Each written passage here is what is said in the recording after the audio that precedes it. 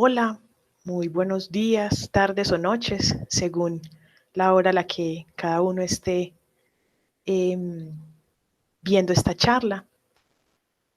Mi nombre es Estefanía, soy médica investigadora de la Facultad de Ciencias de la Salud de la Universidad de Manizales.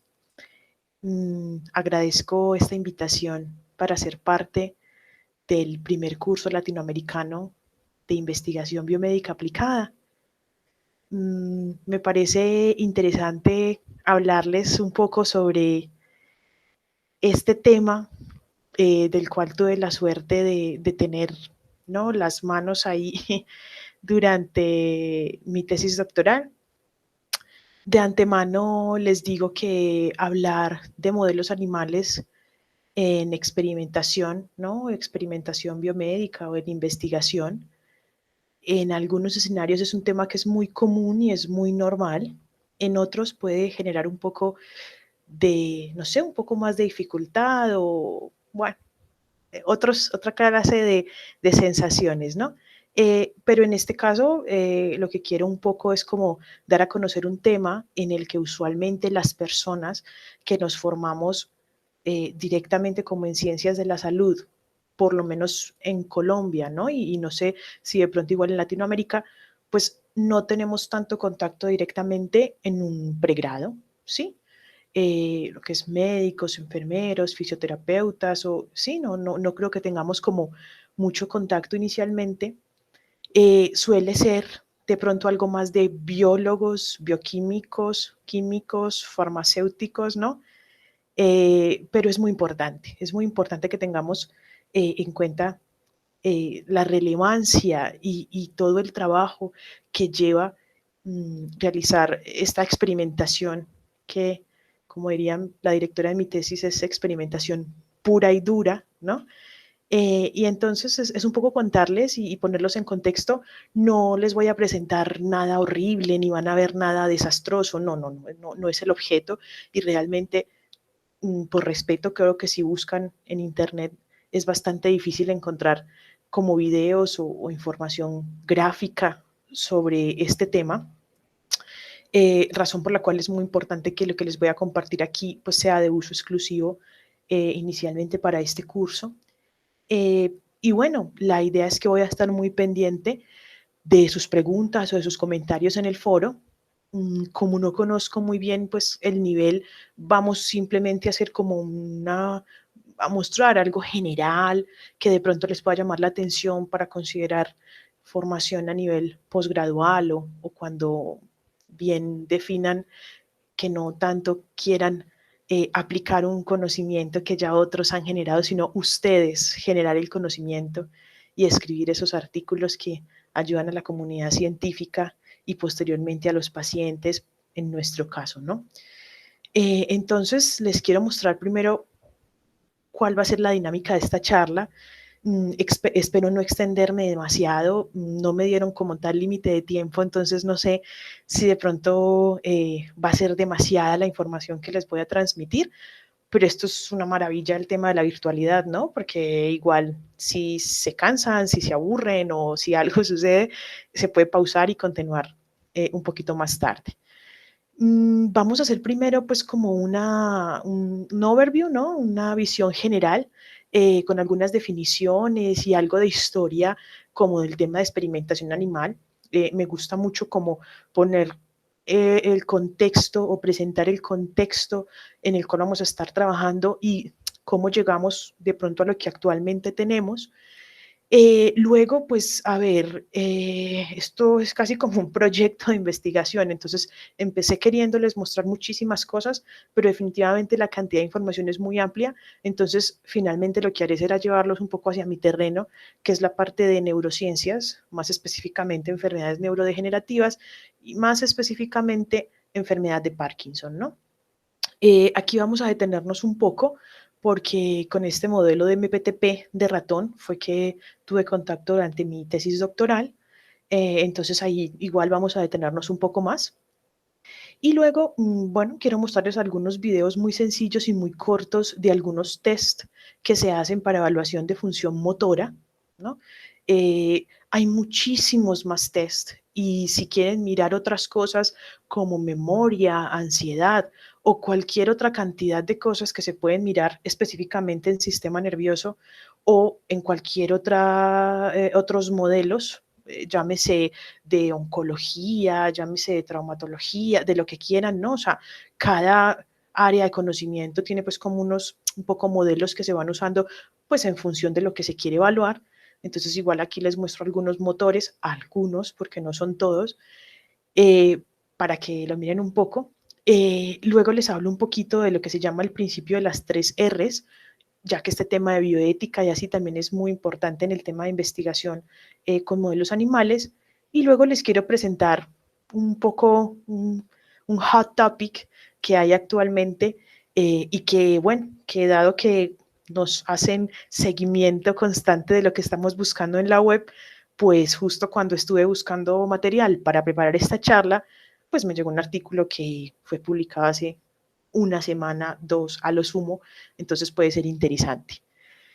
Espero que encuentren esta charla agradable, que les aporte pues algo de conocimiento y que de pronto les genere curiosidad por el tema. Aquí se trata de que se habla pues con mucho respeto de cualquier tipo de modelo que uno tenga en sus manos. Es muy complejo cuidar estos animalitos. Hay que tener en cuenta que es en temas económicos costoso tener estos animales. Claro, y entre más grandes, más costoso. Y luego estás en pro de cuidarlos como si fueran oro a lo largo pues de los experimentos que, dependiendo de lo que quieras ver, pueden ser experimentos de un día, de una semana o de meses o de años. Entonces va tomando pues como mucha relevancia el respeto y el cuidado hacia estos animales que uno utiliza y el uso que, o el aporte que se quiere lograr pues como con los experimentos que se hagan, ¿no?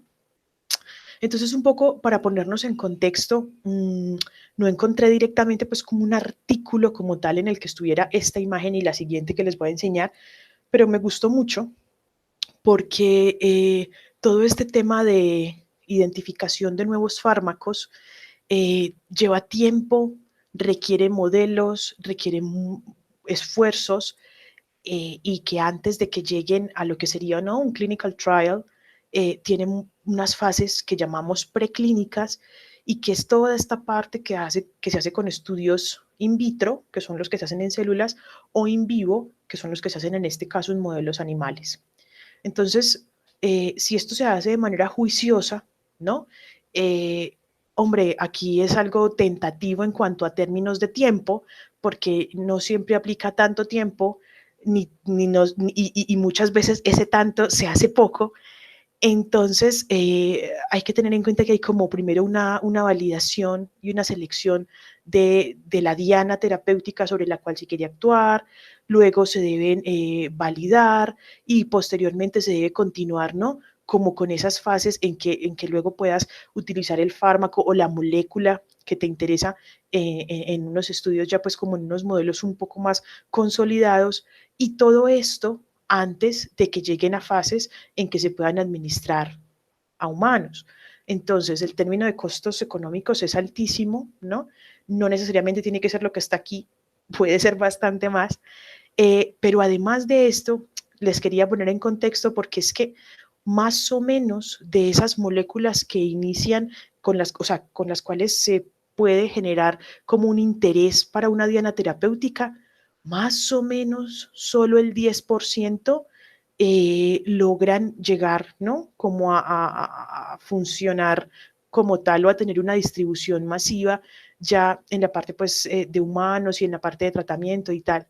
Todo de ahí para atrás, como diríamos a veces, se cae. Entonces, tienes a veces un montón de moléculas en estudios para algo específico y de repente se van filtrando y en la medida en que avanza el estudio de la molécula, se van cayendo. ¿Listo? Entonces, de aquí la importancia de que tengamos unas dianas terapéuticas correctamente identificadas y unas posibilidades moleculares correctamente aprovechadas con modelos animales, ¿sí? Porque el costo humano en términos de vida o de secuelas que genera una molécula que produce un efecto adverso irreversible es muy complejo, ¿no? Entonces nos debemos valer pues como de estas herramientas que tenemos. Y luego, entonces, es importante resaltar que durante esas fases iniciales, pues hay que tener como una analítica y hay que priorizar unos elementos de identificación, tanto de lo que puede ser la eficacia de la molécula, ¿sí? Su farmacocinética, su farmacodinámica, su toxicidad, ¿sí? Y entonces para que finalmente cualquier molécula llegue a un ensayo clínico requiere con toda la rigurosidad que esa sustancia ya ha sido evaluada en esos modelos preclínicos. ¿Sí? Entonces, prácticamente todo lo que tenemos en nuestras manos en la parte asistencial deriva de un modelo, ya sea de un roedor, de perros, de cerdos, de conejos, o sea, deriva de ellos, de monos, ¿sí? Que son como los verdaderos salvavidas, por así decir.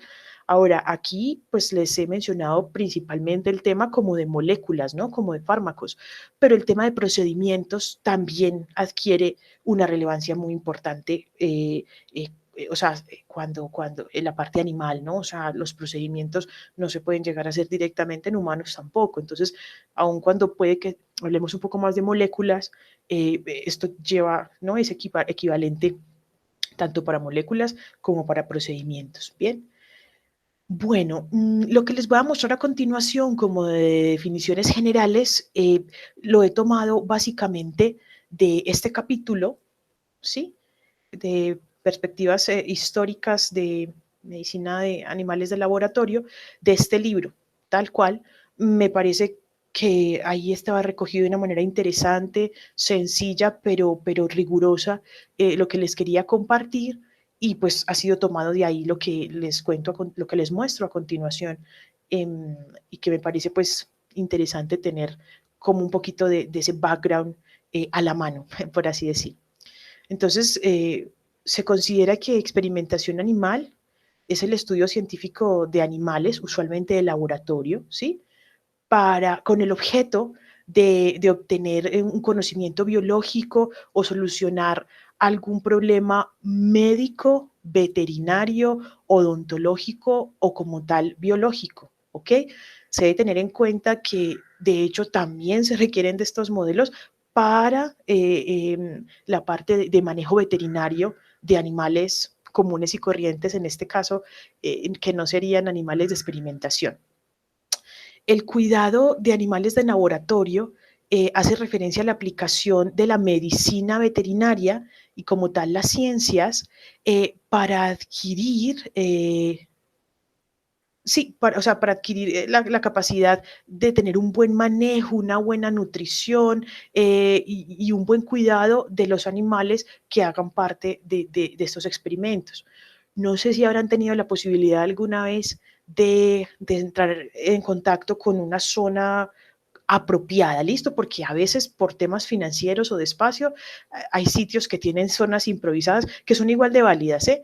Pero cuando entras en una zona en la que sabes que para los animales están completamente aislados, están absolutamente limpios, toda la comida, todo el agua, todo así está esterilizado hasta que ya no más.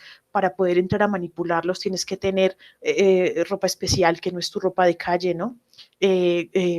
Tapabocas, guantes, la luz debe estar apropiada, si le sale una bolita donde no debería, tienes que avisarle al veterinario, no, o sea, son unas condiciones un poco, en la medida de lo posible, si se quiere decir, 5 estrellas, para que estos animales estén en óptimas condiciones, y aquí hace parte lo del laboratorio Animal Care.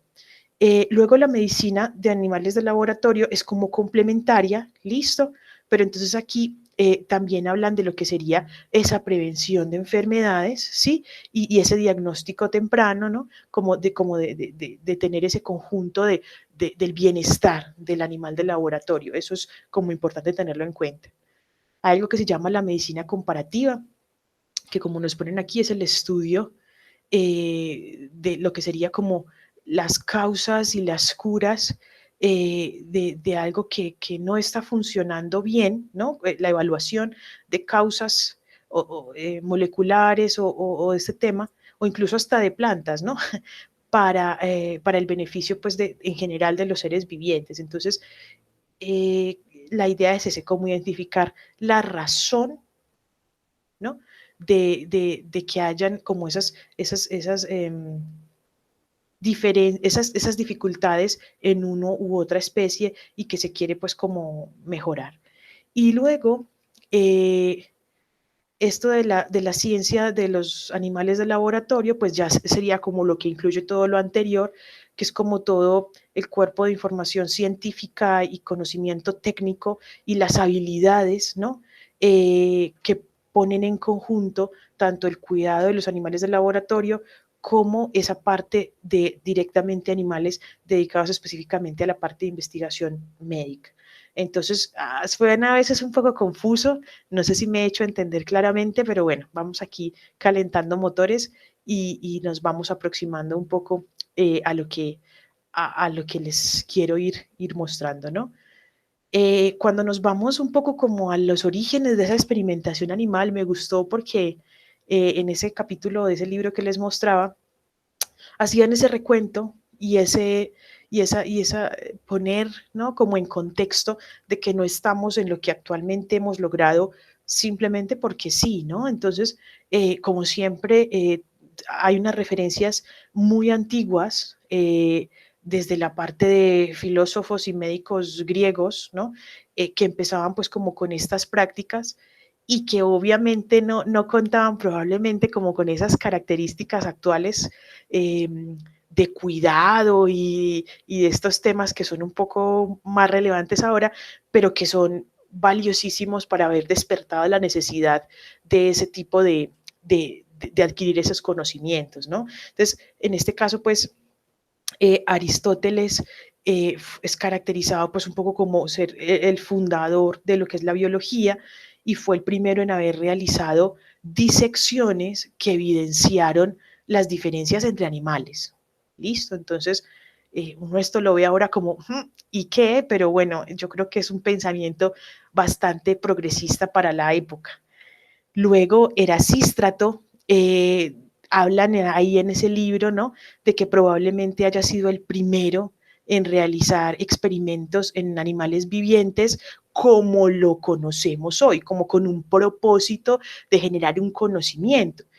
Y parece ser que él fue el que, utilizando cerdos, él fue el que estableció que la tráquea era un tubo lleno de aire, ¿no? Y con el tema de pulmones y demás.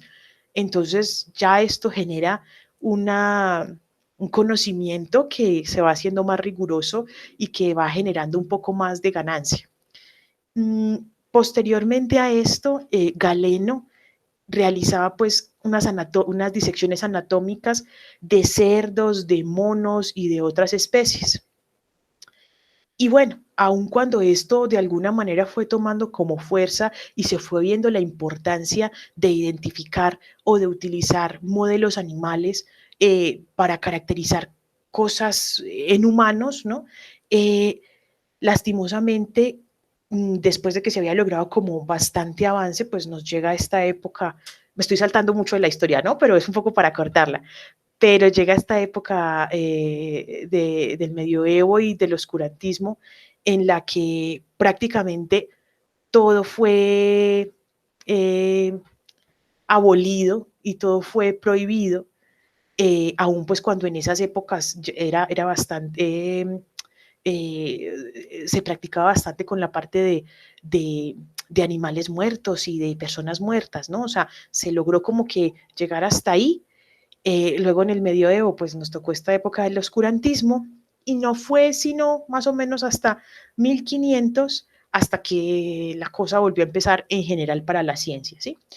Entonces, si nos ponemos ya después como de ese oscurantismo y esas épocas tan difíciles en el que mucho de lo que se había avanzado se estancó, pues tenemos que Vesalius fue el fundador de la anatomía moderna y lo que hacía era que utilizaba perros y cerdos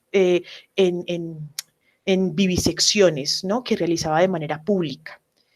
Luego, este señor Sir William Harvey, 1628, publica un trabajo que se considera como muy relevante, en el que fue capaz de describir el tema del movimiento del corazón y de la sangre en animales. Si de pronto les genera curiosidad, hay unas imágenes muy bonitas de las portadas de esos documentos y la manera en que se publicaban. Era muy relevante, creo que lo que lograban estos investigadores. Y luego algo tan sencillo y que nosotros en nuestras prácticas asistenciales podemos aprender a hacer casi que desde nuestro segundo año de la carrera. Pues miren, en 1700 un señor Stephen Hales fue el que realizó por primera vez una medida de presión arterial utilizando un caballo, perdón. Entonces, miren que aquí es donde, cuando lo estaba preparando, decía, bueno, claro, probablemente haya muchas personas en contra de este tema de experimentación animal y así, sí, es muy respetable, pero algo tan sencillo como la toma de presión arterial requirió de uno de esos esfuerzos, ¿no? Poniéndolo pues en el contexto en que estamos hoy de esta charla, probablemente tiene matices en términos históricos desde otras perspectivas, pero trayéndolo a nuestra charla de hoy, pues incluso la presión arterial, ¿no? Entonces, esto es como, a ver, muy necesarios y muy útiles para nuestras prácticas más comunes y corrientes. Sucedió que ya durante 1800 Francia tomó mucha fuerza y se volvió como el centro de la medicina y la biología experimental. Y entonces aquí ya toman relevancia cosas que hicieron tanto Magendie como Bernard en la parte de fisiología experimental, pero también Pasteur en la microbiología, ¿no? Entonces es muy bonito porque mientras leía también encontraba cómo ellos presentaban esos hallazgos que tenían, cómo pedían permiso, porque ya por estas épocas empezaban a haber dificultades con los temas éticos y así, bueno, un poquito más adelante, luego les cuento, pero cómo tenían que pedir permiso para realizar sus experimentos y demás. Entonces, mucho de lo que tenemos hoy, probablemente antes de haber sido observado en humanos, tuvo algo que ver con algún modelo animal. O sea, es muy importante que se concientice, porque nosotros también tenemos esa labor de concientizar, ¿no? No es cortar aquí por cortar, abrir aquí por abrir o sacar esto a ver qué pasa, no, o sea, yo creo que es muy importante tener por lo menos una hipótesis de, bueno, si corto aquí o abro allá, pienso que puede suceder esto, ¿no? Entonces es muy bonito que se tenga como una razón para el uso de estos modelos y creo que estos grandes personajes pues nos generaron bastante conocimiento y obviamente requirieron de modelos animales para sus prácticas. Me gustó mucho esta frase que estaba también en ese capítulo. Entonces, incluso estos investigadores, bueno, médicos, filósofos, o sea, antes eran como muy completos, ¿no? Ahora nos hemos llegado como a un punto en el que sabemos en teoría mucho de algo, pero es de una sola cosita. En cambio, estas personas abarcaban bastantes áreas del conocimiento.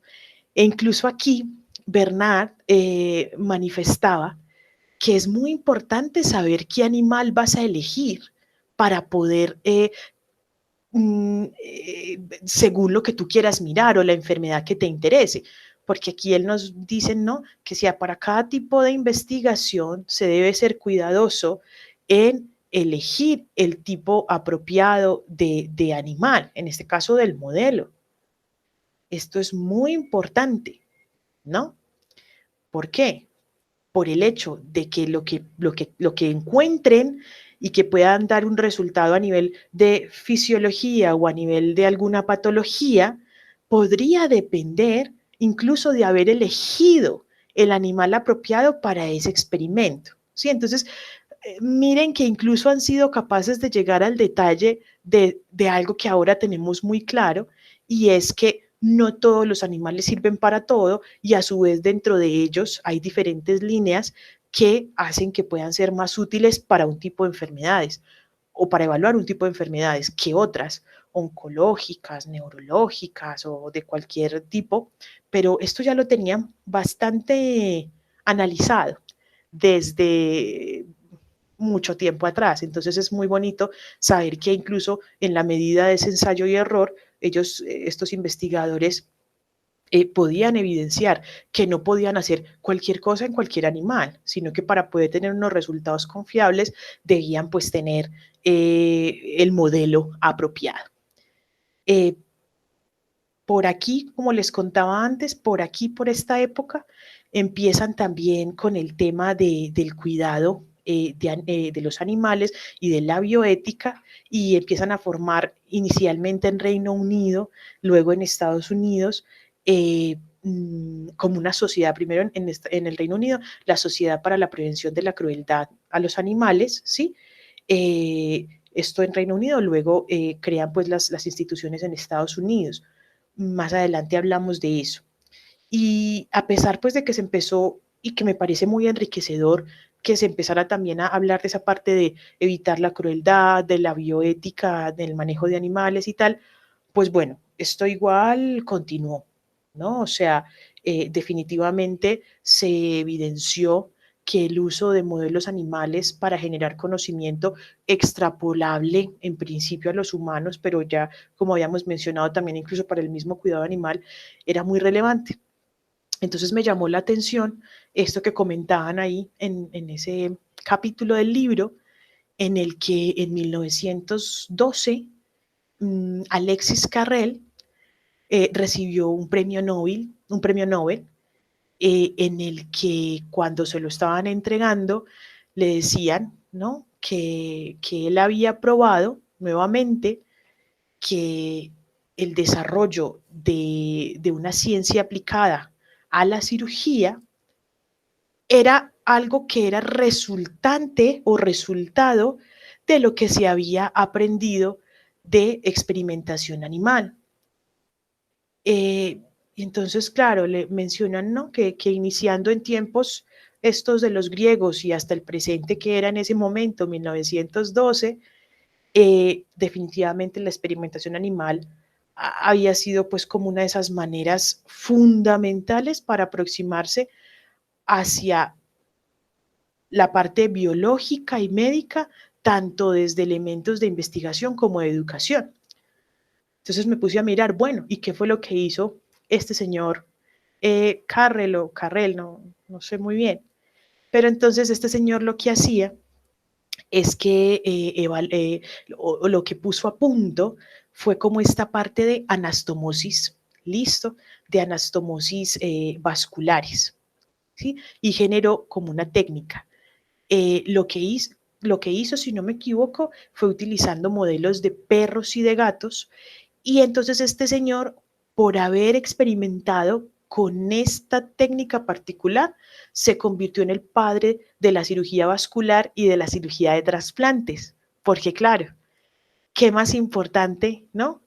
Que unir los vasos para poder lograr, por ejemplo, un trasplante. Entonces, de pronto es algo así muy, muy somero, pero esto lo puso a punto utilizando esos modelos y luego pues obtuvo su premio Nobel y fue evidenciable que, o muy claro que sin este tipo de modelos animales no se habría logrado algo que aún sigue avanzando, pero que desde inicios de 1900, ¿no? Ya se tenía como ese proceso inicial o esa base. Entonces, con esto les quería enseñar un videíto muy breve, ¿sí? Son como 30 segundos, es tomado de esta página de Animal Research, y es simplemente un videíto en el que nos están mostrando, ¿no? Como 10 breakthroughs que se han logrado gracias a la experimentación animal. Transfusiones sanguíneas, el tema de la insulina, anestésicos, antibióticos, reemplazos de cadera, antidepresivos, inhaladores, ¿no? Lo que es para el manejo del asma, resonancia magnética y antirretrovirales, en este caso para el tratamiento de VIH, además de la vacuna contra el VPH. Y ahora ya vamos en temas de células madre y medicina personalizada o medicina de precisión. Listo, entonces esto es solamente un pincelazo, porque a veces cuando dialogamos con compañeros, con colegas o así, nos hablan solo de lo malo que es, de la crueldad, de todo lo que se debe prohibir, pero mira, ya sea que te tomen la atención, que te pongas la insulina, que te pongan X vacuna o que te den tal tratamiento, tuvo que haber iniciado probablemente desde un modelo de experimentación animal.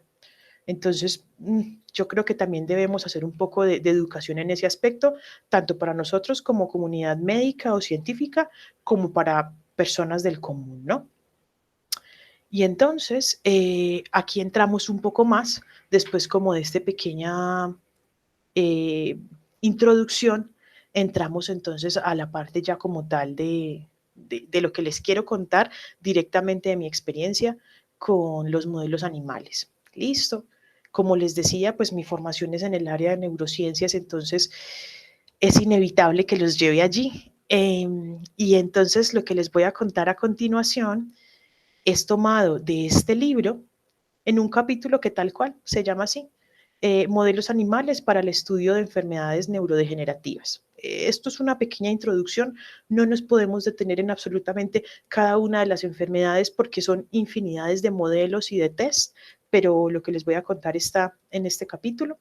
Y luego también encontré de 2018, hicieron en Nature Neuroscience como un special issue en la parte de enfermedades neurodegenerativas.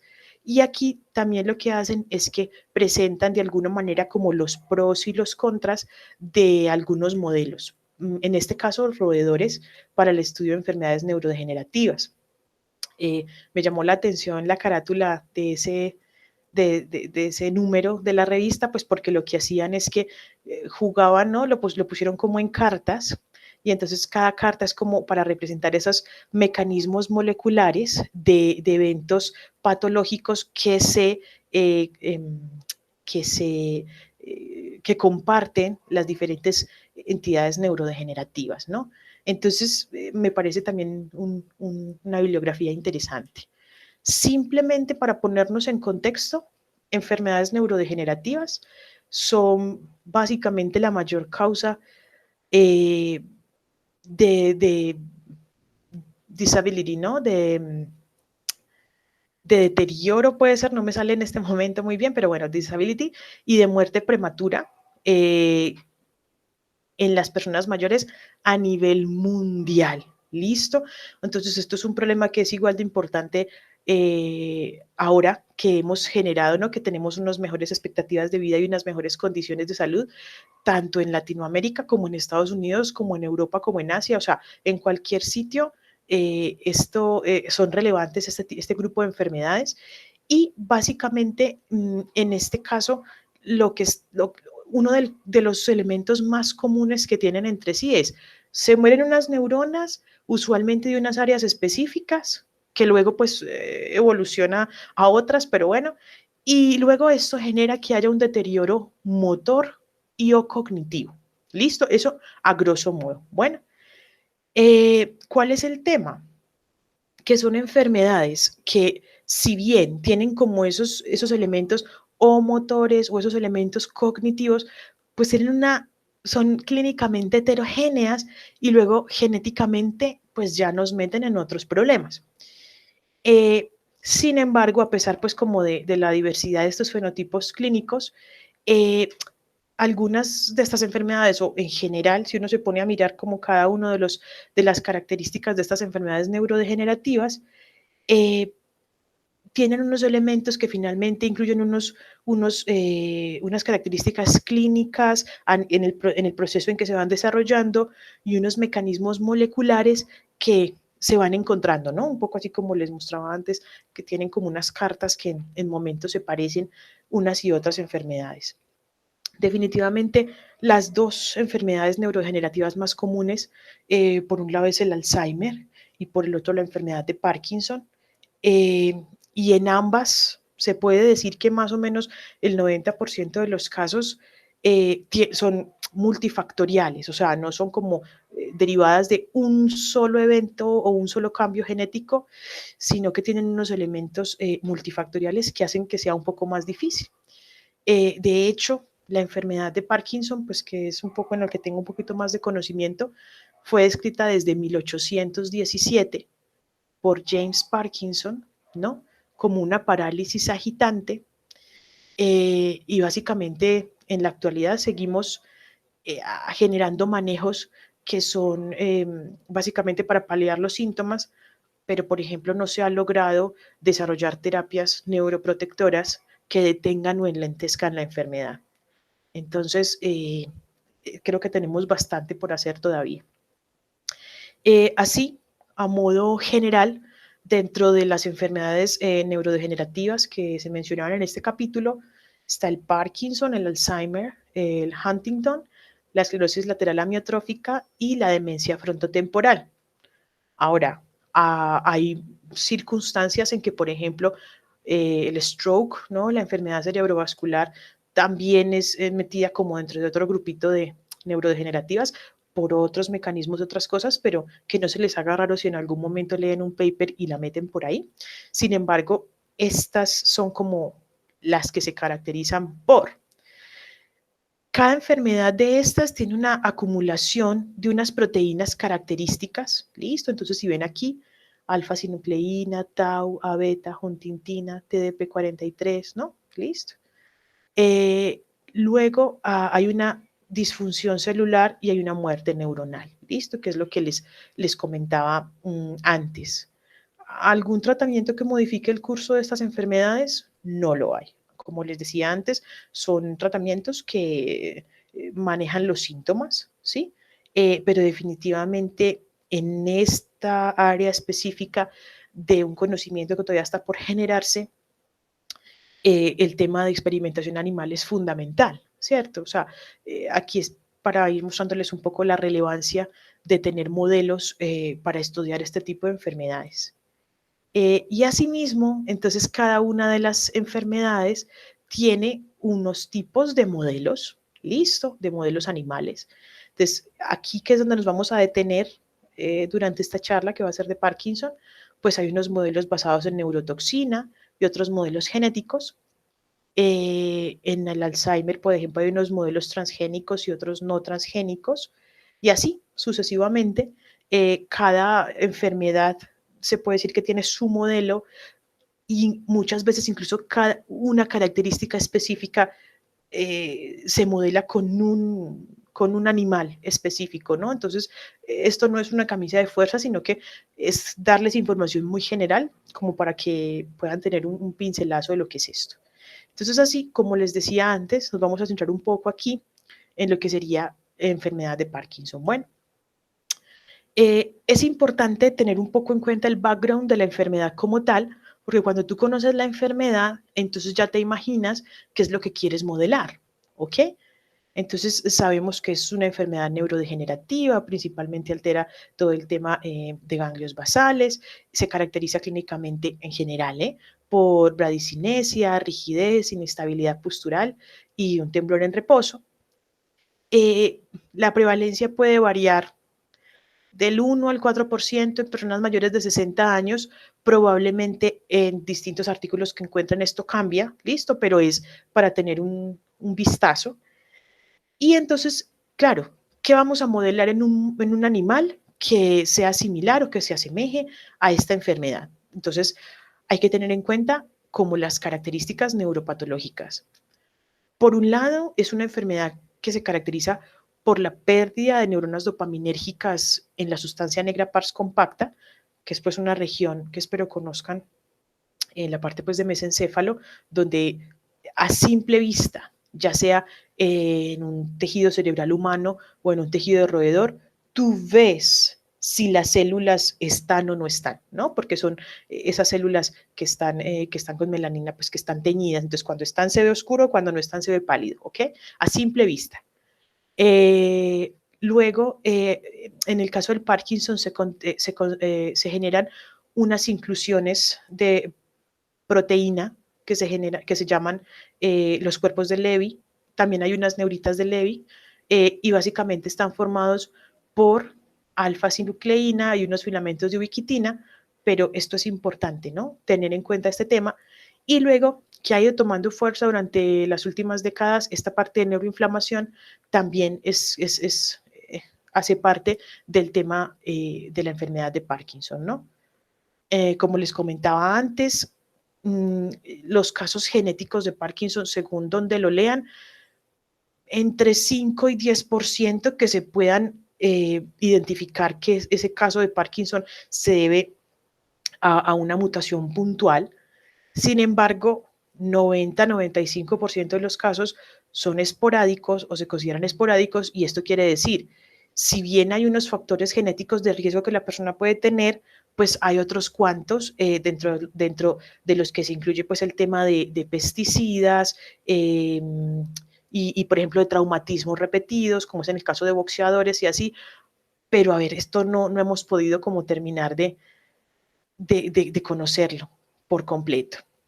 Actualmente, en general, la terapia disponible para un paciente con enfermedad de Parkinson son unos análogos de dopamina, son inhibidores de la enzima de enzimas que degradan la dopamina, o en este caso estimulación cerebral profunda, que tiene pues otros contextos, pero por lo menos en el caso de dopamina, que si recordarán pues es lo que se pierde, o el neurotransmisor que se deja de producir con la muerte de estas neuronas, pues básicamente lo que se hace es una terapia de reemplazo. Listo, no la estás produciendo, pues te la ponemos de fuera, pero pues ya sabemos que hay particularidades para que las personas o los pacientes puedan responder mejor o peor a este manejo. Hay diversas formas de administrar esta dopamina, incluso hay unas bombas de perfusión, ¿no? A nivel intestinal y todo lo demás, que han tratado de evitar como todos esos eventos adversos, pero luego finalmente se llega a las disquinesias. Entonces, no terminamos de cerrarlo, ¿listo? Importante, de pronto para esto que les voy a comentar ahorita, a mí esta foto la vi y me pareció muy bonita, no sé, se la mostré a alguien que no tiene nada que ver con esto y cierto, espero que no sea el caso de ustedes, pero es importante que, como vamos a hablar un poco de todo el tema genético, bueno, no todo, o sea, lo voy a mencionar, que sepan cuando lean los artículos que se puede hablar de animales que son knock-in o knockout eh, para un gen, ¿no? Entonces, esto finalmente se expresa en el tema de que, o se traduce en el tema de que una proteína sea expresada o no. Lo que se busca finalmente es que un animal o que exprese algo en exceso o silenciarlo. Listo. Entonces, por ejemplo, a mí esta foto me pareció muy bonita. No es de enfermedades neurodegenerativas, es de un artículo, de hecho, de oncología, en el que ponían a estos animales a que expresaran eh, una proteína de color verde, ¿no? O sea, simplemente como para que veamos la cantidad de cosas que se pueden hacer con estos roedores, y que, bueno, no podríamos hacerlo con una persona, o sea, aparte porque esto es un poco a veces, tengo esta idea, la quiero hacer para esto, pero entre medio optimizar la técnica es bastante compleja. Entonces aquí lo que están poniendo son unos ratones a que expresen Green Fluorescent Protein, GFP, ¿no? Bajo diferentes condiciones de oxigenación. Es porque están mirando unos temas de oncología. Entonces me pareció curioso para llamarles la atención con respecto a estos temas un poco más genéticos. Brevemente, ¿sí? Brevemente recordarles que hay más o menos, bueno, hay muchos, ¿no? Pero hay 5 genes que se utilizan frecuentemente como dianas para modelar la enfermedad de Parkinson en modelos animales, valga la redundancia. Y estos, pues, esto ha sido una ganancia grandísima de haber identificado esos casos familiares de esos 5, o sea, ese 5 o 10% de casos en pacientes que están generados específicamente a unas mutaciones puntuales han sido de gran utilidad para la generación de este tipo de modelos animales.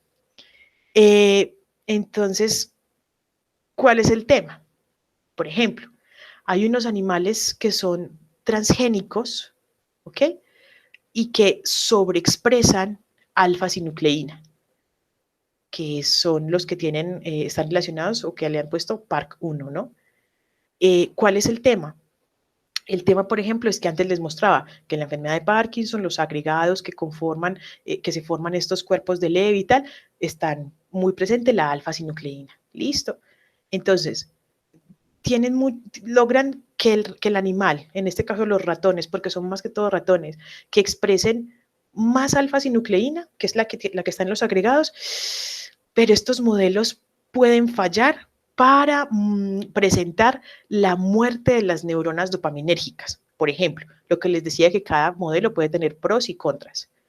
Luego, por ejemplo, cuando modelan algo con LARC2, que sería el que denominamos como PARC8, pues lo que utilizan son unos animales transgénicos que sobreexpresan ya sea una LARC2, una proteína que sea wild type, o sea, la proteína que en principio sería como que no tiene ninguna alteración, pero que la están sobreexpresando, o una a la que se le generan unas mutaciones. Y entonces ahí ya se van generando como unas diferencias en cuanto a lo que se puede generar con ese modelo o no. Luego, cuando también se pueden tener modelos de PARC2, ¿ok? Y en estos lo que hacen son que también utilizan ratones para el tema y lo hacen con knockout para este tema de Parkina. En el caso, este también es más que todo roedores. DJ1, que es PARC7, entonces aquí me llamó la atención porque tienen el modelo de knockout para este gen, tanto en ratones como en Drosophila. ¿Listo? ¿Qué es esta? La mosca esta que todos conocemos. Es muy bonito lo que se hace también en invertebrados, ¿no? Y obviamente tomaría otras cuantas charlas mostrar específicamente cómo es que se estudian este tipo de pequeños animales como modelos de algo humano, ¿no? Pero a veces deben pensar o tener en cuenta que tienen unas estructuras que son homólogas, ¿no?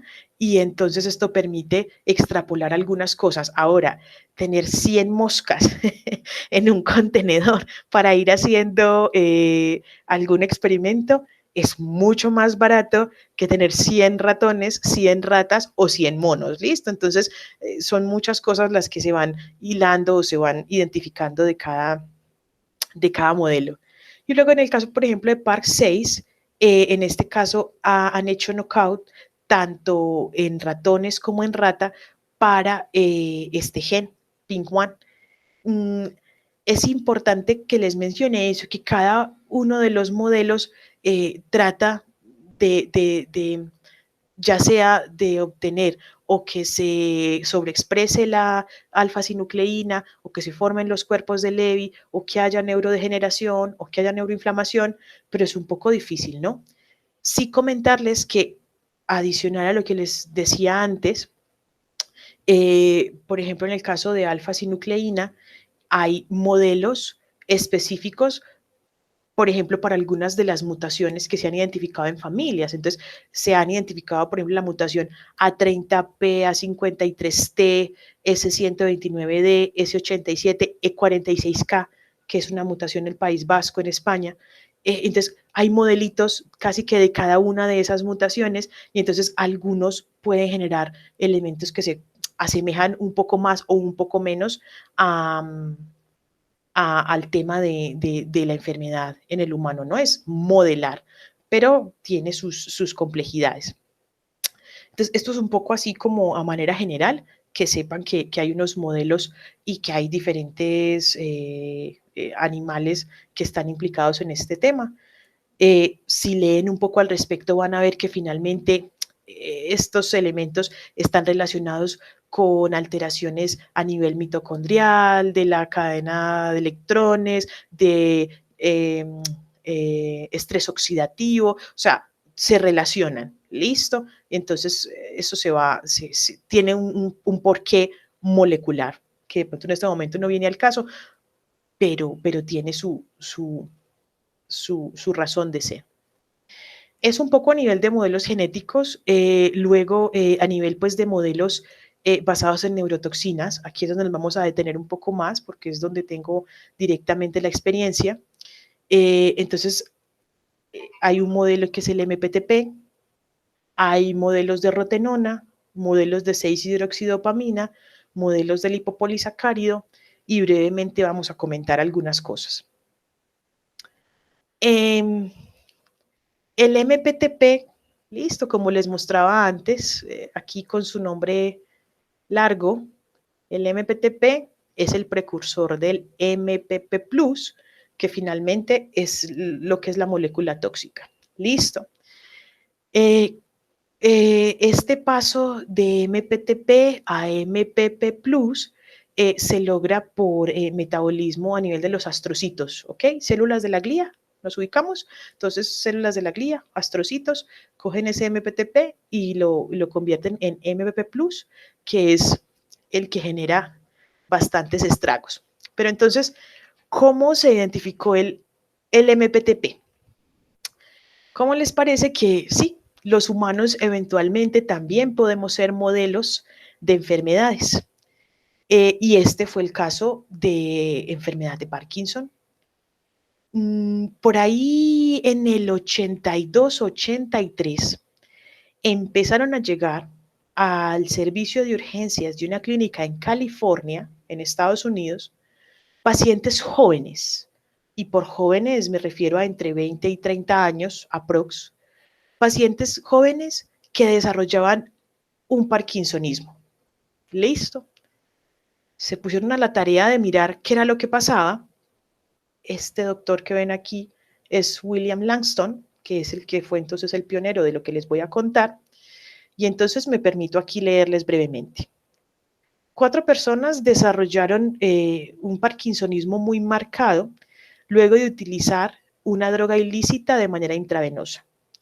El análisis de la sustancia inyectada en 2 de estos pacientes reveló la presencia de MPTP con algunas trazas de MPPP. ¿Ok? Entonces, teniendo en cuenta esas características parkinsonianas en esos pacientes jóvenes y pues la información que tenían de un caso anterior, ya les digo, se propuso que este químico podía dañar de manera selectiva las células de la sustancia negra. ¿Listo? Entonces, ¿qué pasó?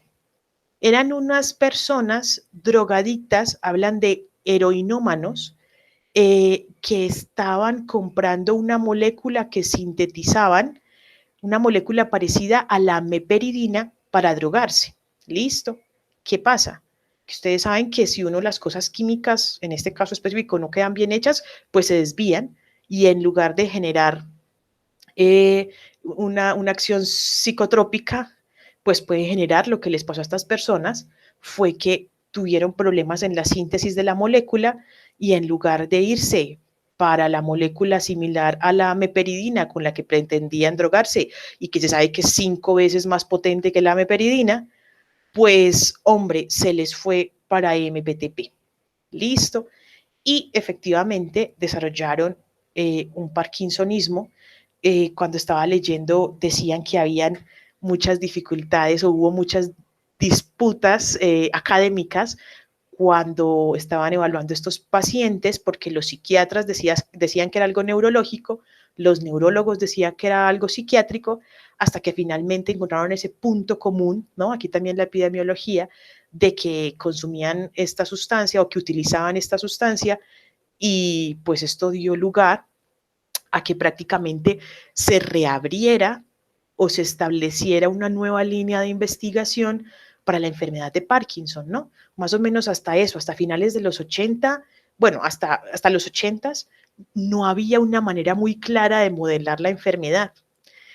Entonces, ¿cómo les parece que debido a estos, yo creo que estos son, porque yo creo que esta foto es tomada del libro porque no logré encontrarlo todo junto, pero sí por fragmentos. Y entonces el tema es que aquí estas personas fueron los que actuaron como modelo y luego pues al doctor Langston y a sus colaboradores se les ocurrió utilizar la sustancia para modelar la enfermedad en animales. Y aquí estamos, todavía se hace.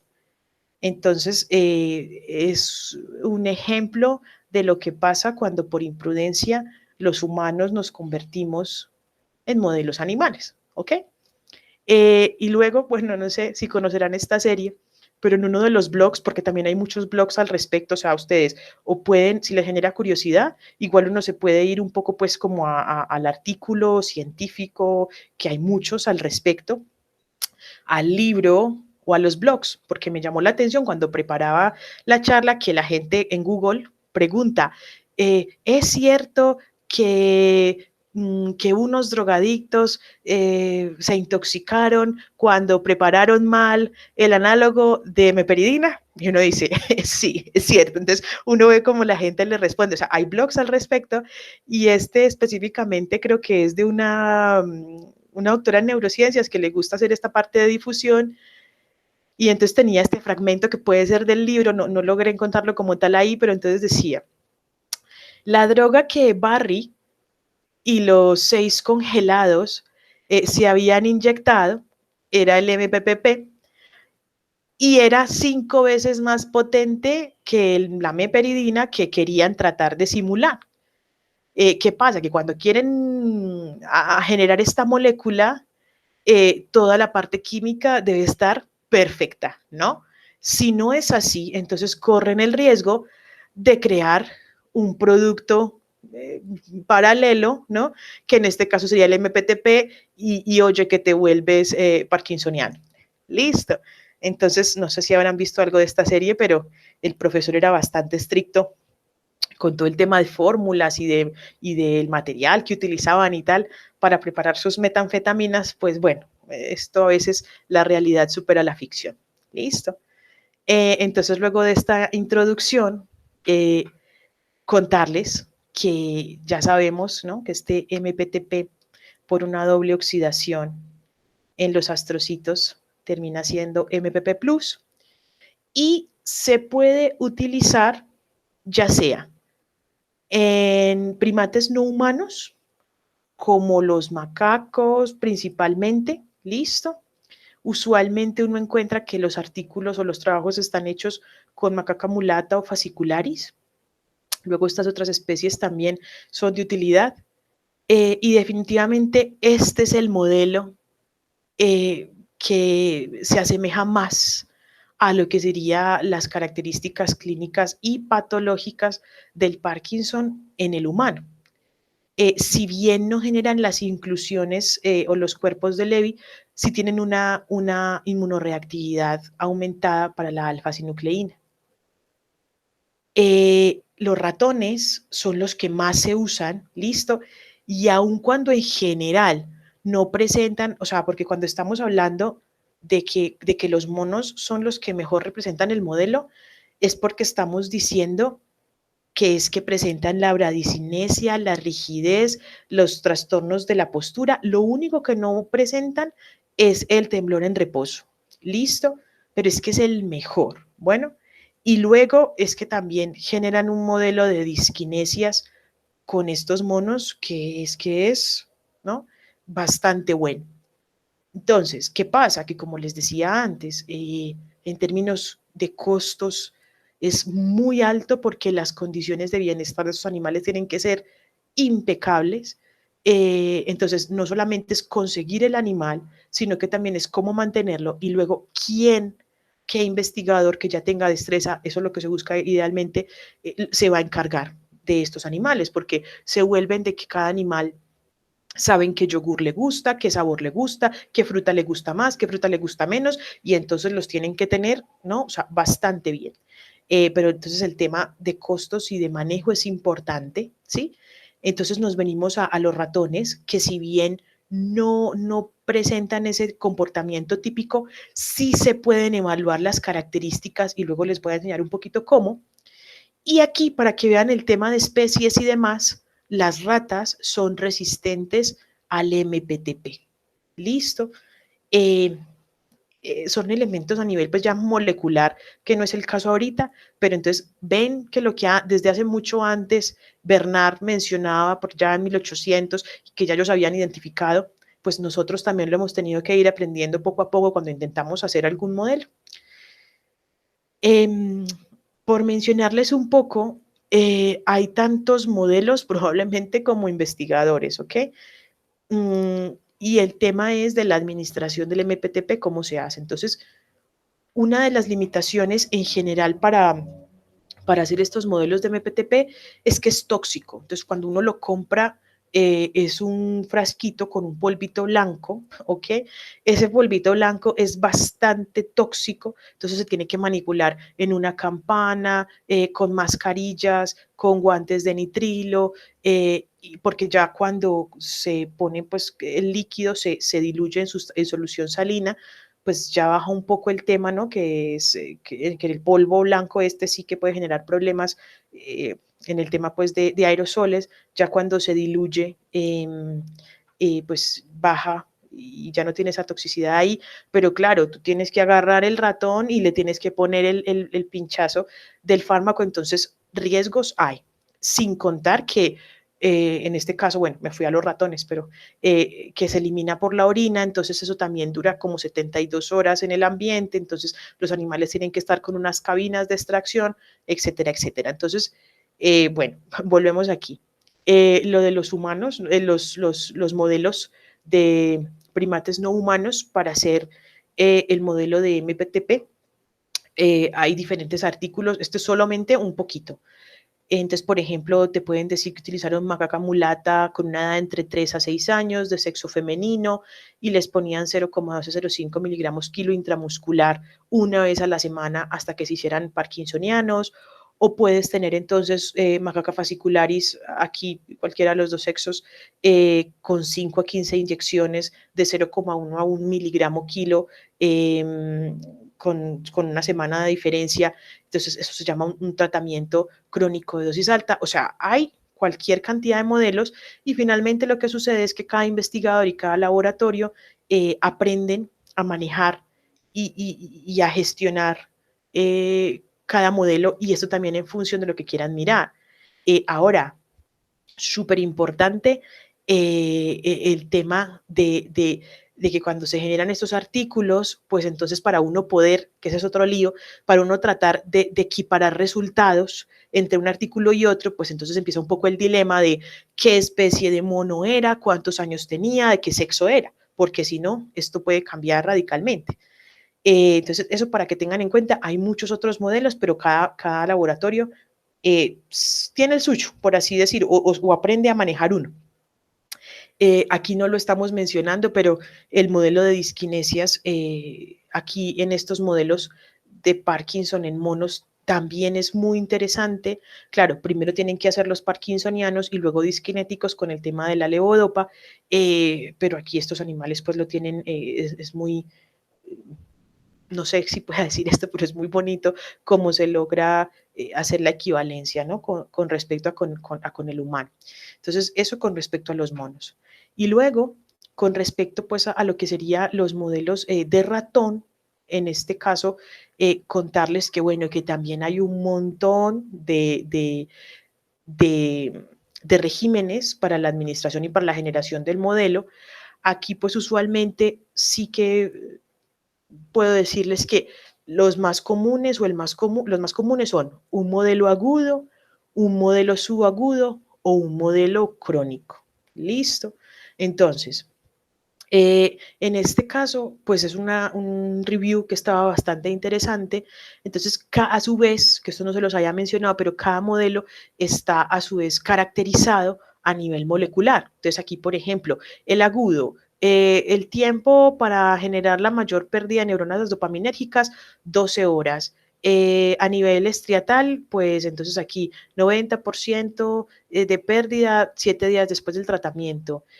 Aquí a nivel de sustancia negra, tal. ¿Genera inclusiones? En este caso, cuerpos de Levy, no. ¿Ok? Entonces, cada modelo está caracterizado. En este que es con el que he tenido experiencia, por ejemplo, con el subagudo, pues aquí están las características. Es un modelo que se hace en 5 días.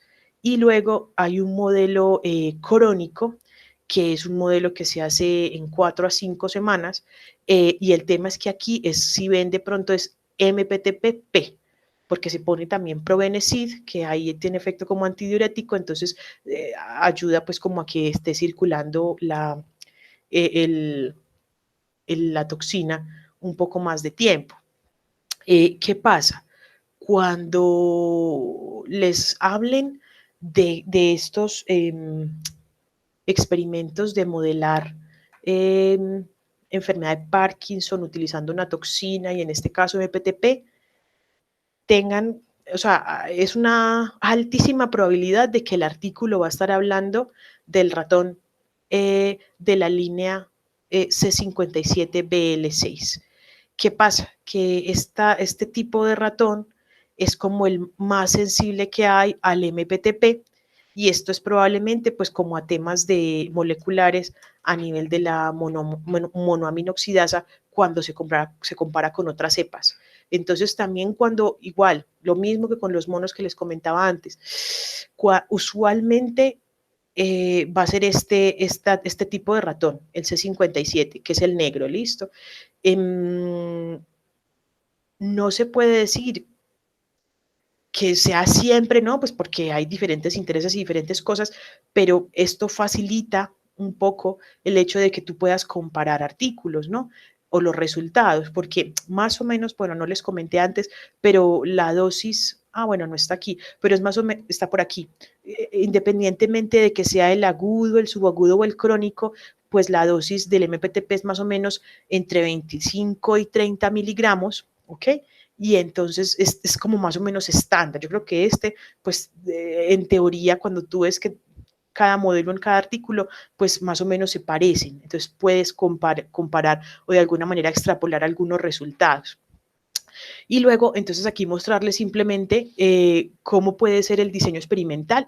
Entonces, en un diseño experimental de ratón MPTP subagudo, por ejemplo, en el que debes administrar el MPTP durante 5 días, ojo, hay que tener en cuenta que se deben hacer unos test motores antes de iniciar el tratamiento y unos test ya cuando se está terminando, porque lo que sea que tú quieras mirar, un fármaco, una molécula que haga lo que sea, ¿no?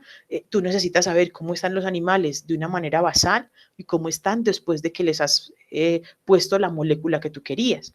Y claro, luego aquí viene la parte del sacrificio y entonces esto es un tema delicado porque dependiendo de lo que quieras mirar, pues entonces tienes que verificar que no pasen más de X horas antes de la última dosis de la molécula que le pusiste al animal, pues para que no se te diluya el efecto cuando ya realices el sacrificio.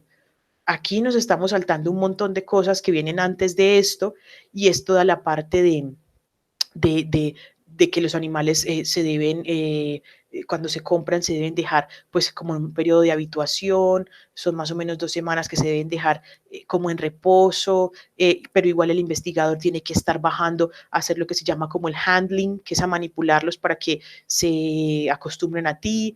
Cuando los vas a manipular no puedes utilizar absolutamente ningún tipo de aerosol, tipo perfume, tipo desodorante en spray, porque ellos son muy sensibles al tema de olor, entonces no quieres condicionarlos, entonces tiene unos elementos de preparación importantes.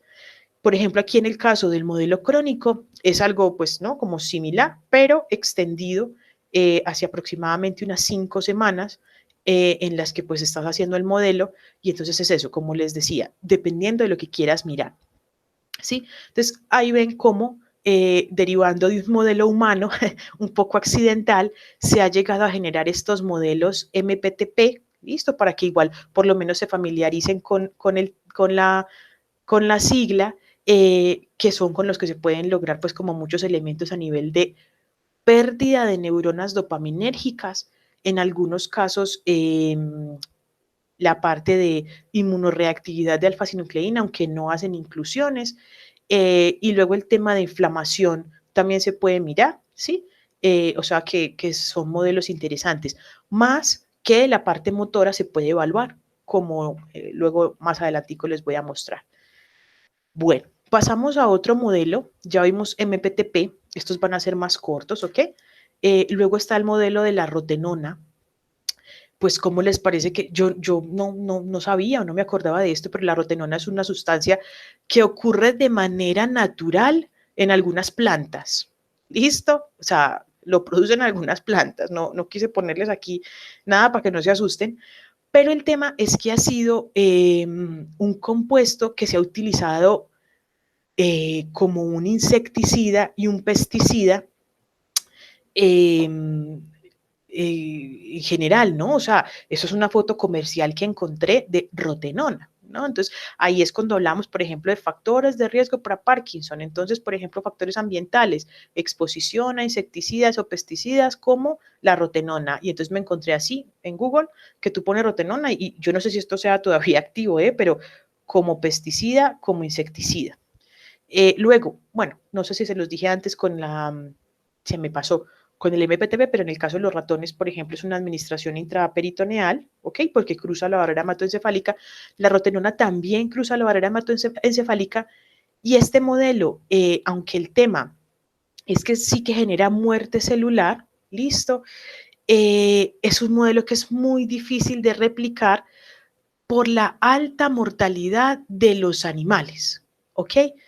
Entonces, es principalmente en ratas, aunque, a ver, yo les digo aquí lo que sea el modelo, principalmente pero seguro que si ustedes buscan X modelo, perdón, X compuesto en cualquier especie que se les ocurra, pues nada raro que la encuentren, pero en este caso es muy difícil de replicar, como les decía, por la alta mortalidad del animal. Entonces, claro, mientras que el MPTP, pues tú puedes tener una mortalidad más o menos del 20 a 25%, que no es muy alta, listo. Tú en esta puedes tener una mortalidad mayor del 50% y en algunos casos, cuando revisaba el artículo, hasta el 70-80%. Entonces, imagínate tú con el esfuerzo del dinero, con el esfuerzo del manejo de los animales para que se te mueran el 80% antes de terminar el experimento.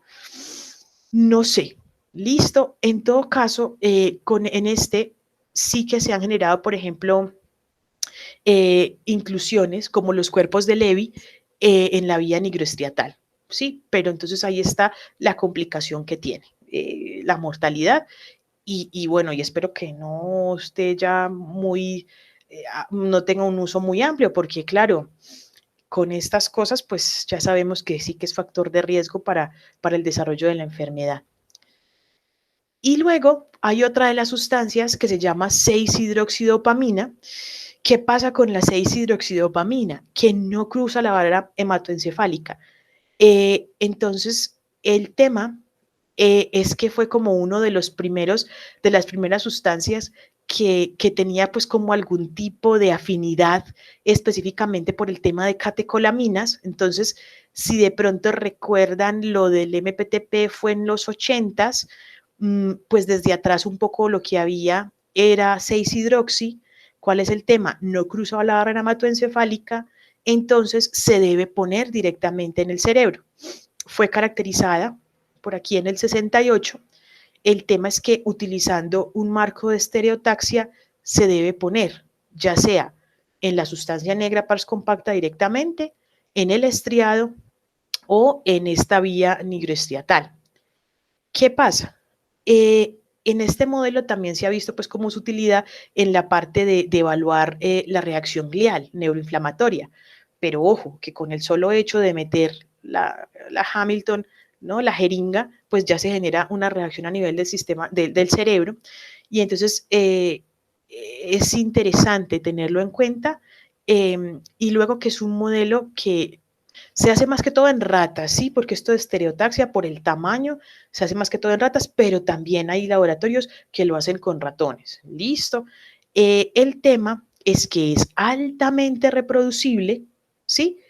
Y entonces se usa con frecuencia para evaluar estrategias terapéuticas en Parkinson. Ya les voy a mostrar por qué.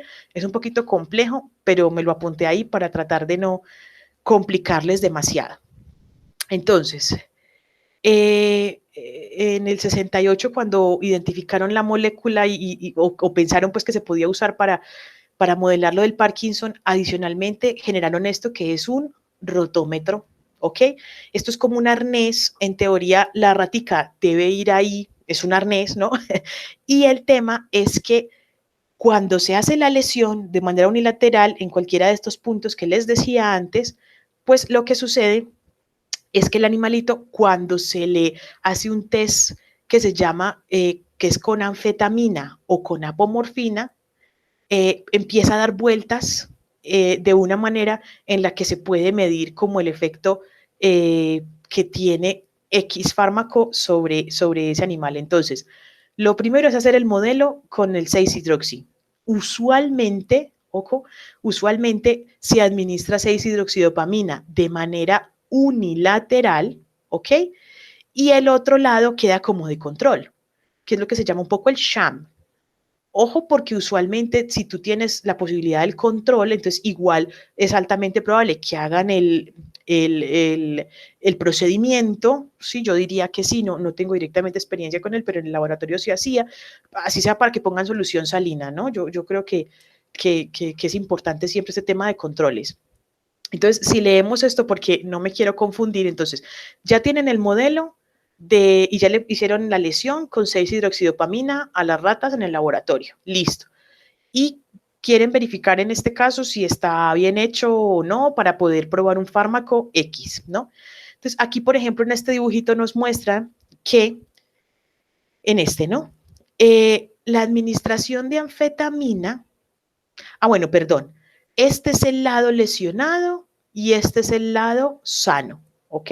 Entonces aquí nos dicen, la administración de anfetamina en este animal genera una liberación de dopamina desde las terminales dopaminérgicas que son sanas en el estriado contralateral, incrementando la concentración de dopamina en el lado no lesionado de ese mismo animal. Entonces, cuando le ponen anfetamina a un animal con una lesión por 6-hidroxidopamina que está modelando Parkinson, en este caso una rata, se genera un movimiento en círculos hacia el mismo lado en que se hizo la lesión. Y se los voy a mostrar ahorita. Entonces, aquí, si a esta rata se le administrara después de la 6-hidroxi anfetamina, se empezaría a tener un movimiento de rotación, ¿no?, hacia el mismo lado de la lesión. Sin embargo, si a esta misma, bueno, a otra, o a la misma, pero después de un periodo de lavado, se le pusiera apomorfina, ¿sí?, también por temas moleculares que están ahí escritos y no los quiero confundir, pues entonces la rata empezaría a girar hacia el lado opuesto al que fue lesionado.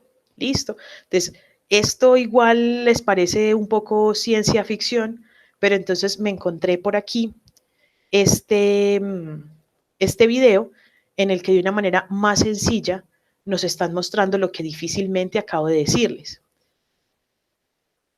Esta es una rata a la que no le pusieron 6-hidroxidopamina y esta es una rata que fue lesionada con 6-hidroxidopamina en el lado derecho. ¿Listo? Entonces, aquí nos están diciendo que les pusieron apomorfina. ¿Listo? Perdón un segundo. Entonces, según esto, sí, se les pone apomorfina. Perdón, eso, ellas estarían y girarían hacia el lado contralateral al de la lesión.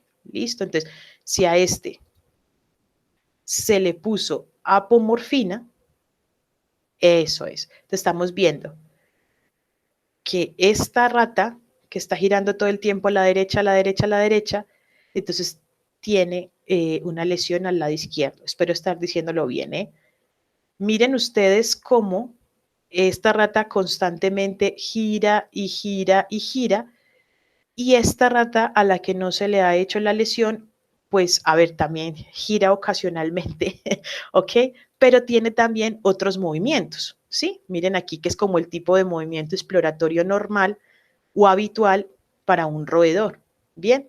Entonces, en cambio, esta parece que entra como en un loop de, de moverse y miren que solamente hacia ese lado, ¿listo? Espero haber dicho bien hacia dónde iba a girar. En todo caso, aquí ven que el modelo está hecho y ya con esto se puede entonces probar un fármaco o así, pues para algo que se quiera hacer. Pero esta pobre rata, ¿no? Entonces gira y gira y gira hacia el mismo lado, mientras que la otra pues hace las cosas, sus movimientos de exploración un poco más normales, ¿ok? Espero no haberlos confundido demasiado, pero es para que vean que lo que está escrito sí que se puede ver, ¿ok? Bueno, eso entonces con respecto al modelo de 6-hidroxidopamina. Luego, con respecto a otro modelo, es el lipopolisacárido. Este lipopolisacárido les puede sonar de sus clases de microbiología, ¿ok? Es una endotoxina que se encuentra en la membrana externa de las bacterias gram negativas, ¿ok? Y se ha utilizado mucho como activador glial, tanto en modelos in vitro como in vivo. Este lipopolisacárido tiene efectos a través de este receptor, Toll-like receptor 4, que está presente en células de la glía. Entonces, ojo, porque nada raro, un estudio in vitro o un knockout, un ratón knockout para células de la glía, no te va a hacer nada en un modelo in vitro, por ejemplo, que haya silenciado la glía y que tenga solamente neuronas. Si les pones lipopolisacárido, no te va a hacer nada porque no tiene por dónde entrar, por así decir.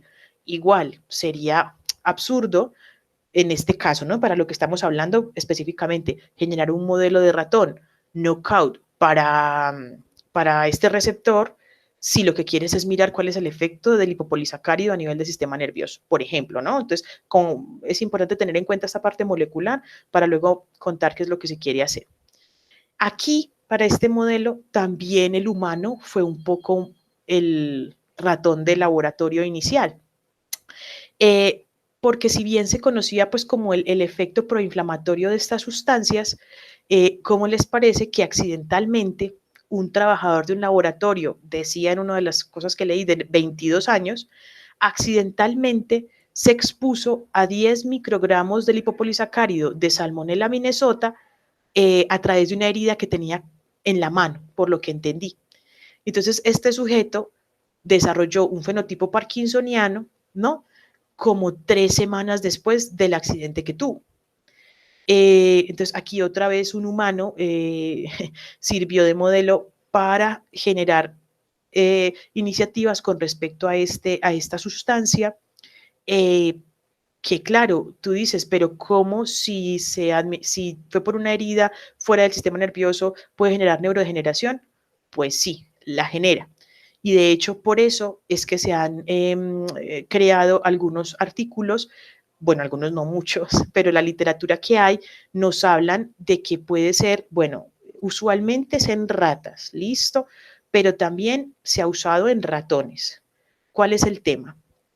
Que se puede hacer la administración en la sustancia negra, en el estriado, en el globo pálido o incluso a nivel de los ventrículos, con la ventaja de que cuando se hace la administración a nivel del pálido o de los ventrículos, genera neurodegeneración, muerte en la vía nigroestriatal.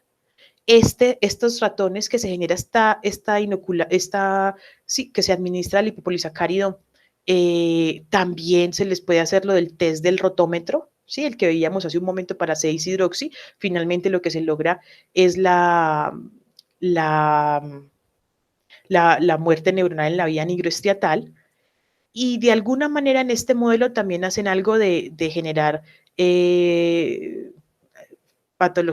inclusiones, algo que se asemeja a los temas de los agregados de alfa-sinucleína.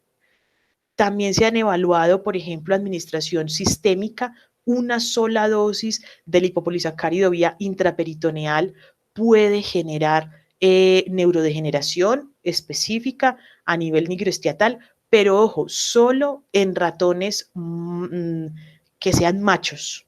En las hembras no les funcionó, pero luego también hay una administración, por ejemplo, que puede ser en la cavidad nasal, que también genera una patología similar al Parkinson. Alcancé a leer que también hay otros tipos de administraciones, pero estas son como las más utilizadas. Y claro, ahora como es de gran importancia la parte de neuroinflamación, células de la glía y demás, pues es un modelo que ha ido cobrando un poco más de relevancia. ¿Ok? Entonces, esto es una pasada, bueno, no sé si un poco rápida, un poco muy lenta, no sé si estarán todavía ahí interesados, espero que sí. Pero entonces, claro, luego de ver un poco los modelos, entonces les quiero mostrar algunos de los que serían cómo evaluar la función motora, por ejemplo, en ratones, ¿no? Entonces, este es un review de Nature Neuroscience, es ya viejito, pero está bastante bien, es del 2009. Entonces aquí es como una guía un poco para caracterizar los fenotipos, ¿no? Entonces, pero esto es aplicable pues a muchas cosas. Entonces, uno de los elementos que es muy llamativo del artículo, ¿no? Es que describen para cada uno de distintos tipos de test, pues como para qué se usan, qué es lo que debes buscar y todo lo demás. Entonces, este del rotómetro es el que acabamos de ver hace un momento con el tema de la 6-hidroxidopamina, de la apomorfina, de la anfetamina. Vimos que también es aplicable cuando se administra el lipopolisacárido. Y luego aquí les voy a mostrar uno que se llama el Rotarod, otro que se llama el BIM test y alguno más. Si tienen pues alguna curiosidad, pueden mirar para qué es que se utilizan estos otros tests, ¿ok? Cada laboratorio define cómo le va mejor a su modelo, cuál saben hacer mejor, cuáles aparatos pueden conseguir, cuáles no, listo. Entonces, por ejemplo, aquí les voy a mostrar, bueno, esto igual es un poco más divertido de ver, el Open Field, ¿no? El Open Field o test de campo abierto, aquí lo encontré en una página de una universidad de Alaska. Entonces, aquí está el profesor dando la clase. El Open Field es un test de campo abierto en el que básicamente lo que se hace es poner al animal en el centro, ¿listo? O sea, ponerlo en el centro de la caja, pues con unas dimensiones y como ven aquí con unos cuadrados, unos recuadros, y tú puedes mirar diferentes cosas. Aquí, por ejemplo, es una de las cosas que se mira, por ejemplo, en modelos de Parkinson así, es la locomoción espontánea. Pues tú lo pones ahí un tiempo específico que tengas para tu experimento y miras cuál es la distancia recorrida del ratón en X tiempo. Listo. Usualmente se tienen como unos programitas en que si se graba, entonces él te va haciendo el recorrido y luego te saca en centímetros o en metros cuánto fue el recorrido del animal en X tiempo. Luego aquí, por ejemplo, específicamente estos que hay varios en YouTube, el profesor está explicando que cómo pueden medir, cuánto tiempo pasa en el recuadro del centro, cuántas veces pasa de un cuadrito a otro, que tiene que tener las 4 patas para poder contarlo. El tema del centro es porque, claro, los roedores usualmente les gustan pues los sitios ¿no? escondidos y tal, entonces se pueden mirar temas de ansiedad, se pueden mirar otras cosas, pero en este caso, pues como de evaluación motora, por ejemplo, en un tema de neurodegeneración, se mira principalmente es la distancia recorrida, ¿sí? O sea, la locomoción espontánea, por ejemplo, ¿listo? Esto se le pueden dar muchos otros usos. Hay otro, por ejemplo, que se llama el test de la catalepsia. Ay, perdón, eso es. Entonces, aquí van a ver un ratón que tiene definitivamente, le han inducido catalepsia. ¿Qué es lo que pasa? Catalepsia es como un efecto indeseado de algunos fármacos, ¿no? Entonces, muchas veces cuando tú vas a empezar con un fármaco a hacer pruebas, pues antes de mirar qué tan bueno puede ser, pues tú, por ejemplo, miras que no induzca catalepsia. Entonces, cuando uno pone un animalito en una barra así, lo primero que pasa en un segundo es que él baja las manitos, ¿sí?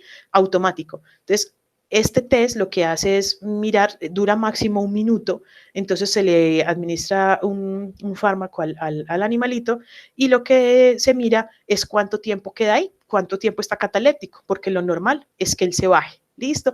Esto, como les digo, a muy grosso modo, entonces eso es algo que en condiciones fisiológicas normales no pasa, tú lo pones, como les decía, y él se baja ahí mismo, pero aquí algo le pusieron, listo, y están mirando cuánto le dura la catalepsia.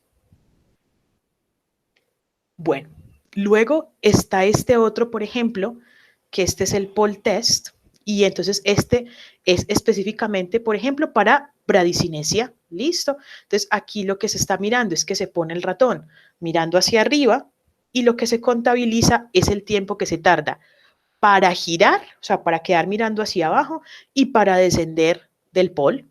Se supone, por ejemplo, en Parkinson, pues que un animalito así como este, que es sano, pues lo hace muy rápido, así como lo está haciendo ahí, pero entonces un animalito que está parkinsoniano, claro, él no es como el mono que te va a mostrar unos síntomas un poco más marcados, entonces aquí se puede medir, por ejemplo, la bradicinesia, ¿sí? Entonces usualmente pues son estudiantes los que uno les muestra los videos para que contabilicen cuánto se demora en girar, ¿sí? En quedar boca abajo, y en tocar con la nariz o con, sí, la base de la cajita. Y luego hay, por ejemplo, otro que se llama el BIM test. Cada test que yo les pueda mostrar aquí tiene cualquier cantidad de variaciones. Listo. Entonces aquí, por ejemplo, es una barra, el animal primero se ha entrenado en otra que es más ancha, esta tiene solamente como 6 milímetros, esta lo que permite contar no solamente, esta es para una coordinación un poco más fina y balance, ¿no? Y entonces ahí, por ejemplo, se cuentan los slipperies, los resbalones, o si se cae, cuánto tiempo se tarda en llegar de un extremo al otro.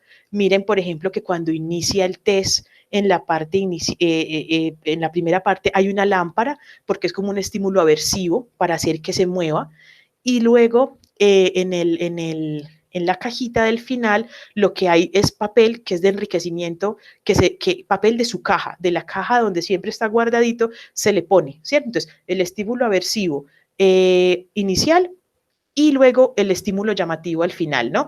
Y como siempre, pues obviamente dependiendo de la rigurosidad con lo que estés haciendo, pero estos animalitos son más activos en la noche, entonces uno trata de hacer los experimentos pues como con poca luz. Y luego rotarrod, este mira un poco de coordinación motora, y entonces aquí lo están haciendo con ratas, se puede hacer también con ratones. Esto es como si fuera un 3000, ¿no? Una banda, una caminadora para el tema de humanos. Ahí, por ejemplo, no me gusta que quedan los animalitos colgando, listo, usualmente eso no se hace, se suelen poner en la mano porque ellos no hacen nada, entonces la idea es que nunca queden colgando y aquí lo que se hace es pues, a ver, que duren lo más que puedan, ¿no? Así como les decía, pues en el pole test de un animalito normal lo hace muy rápido, entonces baja rápido, mientras que un animal parkinsoniano lo hace más despacio, pues aquí es un poco opuesto, ¿no? Un animalito que esté bien va a durar mucho porque tiene mejor coordinación, mientras que un animalito que esté con algún modelando, por ejemplo, Parkinson o algo más, pues va a durar menos. Listo. Entonces el tema es que eso es un aparato, se compra. Hay otras personas que lo hacen así manualito. Cada vez que tú vas a poner los animalitos hay que limpiar todo con alcohol para que tampoco estén como oliendo a los otros. Bueno, tiene mucho tema. Y, por ejemplo, ahora que nos están mirando a nosotros, en teoría deberían tener ahí como una pared, algo que no los distraiga, porque si no empiezan a saltar y a hacer otras cosas. Entonces, estos son, por ejemplo, algunos de los test que se hacen para el tema motor. ¿Ven? No les estoy mostrando nada horrible, pues no creo que les haya impactado. Y como esto, hay cualquier otra cantidad de cosas. Listo, si quieren mirar memoria, hay un montón, o ansiedad, o depresión, o adicción a sustancias, lo que quieran, hay modelos que claro, ya uno luego busca lo que más se acerque pues como a lo que quiere mirar o cuando tú lo empiezas a hacer, pues como que sí te funcione, ¿no? Eso es un poco, ¿no? Eso es un poco como lo que les quería mostrar en tema de modelos. Y ya como para ir finalizando, que creo que me he extendido más de lo que planeaba, nada, comentarles que todo esto, como igual hablábamos al principio, tiene unos temas de bioética y unos temas de permisos y que no cualquiera puede ir a manipular animalitos a ver porque sí, ¿no? Entonces hay algo en investigación y en ética de investigación que se llama el principio de las 3 Rs, ¿ok? Yo lo conozco por temas pues, normativos que me tocaron durante mi tesis doctoral. Sería muy interesante que cada uno en sus países mire qué hay con respecto a investigación o a normativa sobre investigación en animales, en modelos animales. Y entonces sucede que todo esto empieza en 1789. Recuerdan que por ahí 1800 habíamos dicho que ahí Francia pues había como cogido mucha fuerza y tal, pues eso, por ahí, cuando la cosa cogía fuerza en experimentación animal, también cogía fuerza el tema de la bioética. Entonces, por allá un filósofo, listo, estableció o comentó era entre filósofo y jurista, ¿no? Jeremy Bentham, en Reino Unido, que son como pioneros en esta parte, pues por lo que leí me dio esa sensación, que son como pioneros en esta parte de experimentación animal.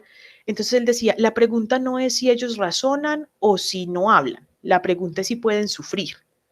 Listo, entonces yo creo que esto abrió como mucho las puertas de todo un área de conocimiento que finalmente, miren, casi 100 años después dio lugar pues a que se generara como la primera legislación a nivel mundial para regular el uso de animalitos en la ciencia y se llamó pues como el acto de crueldad animal, algo así, ¿no? No sé cómo traducirlo correctamente, pero fue en el 1876 y luego ven que pasaba bastante tiempo entre una cosa y la otra.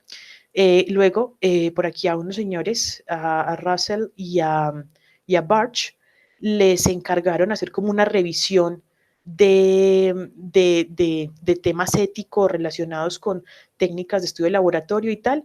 Y esto dio paso a que unos añitos después generaran esto de las 3 Rs en el 59. ¿En qué consiste esto? Esto de las 3 Rs consiste en reemplazo, reducción y refinamiento. Como les decía, conozco esto pues porque la Unión Europea en 2010 estableció esto pues como un tema completo, como a ser cumplido por todos los países miembros en 2010 y iniciaba en el 1 de enero del 2013, iniciaba. Y es básicamente para la protección de animales utilizados con intenciones pues de cosas científicas. Están cubiertos todos los vertebrados no humanos vivos y los cefalópodos.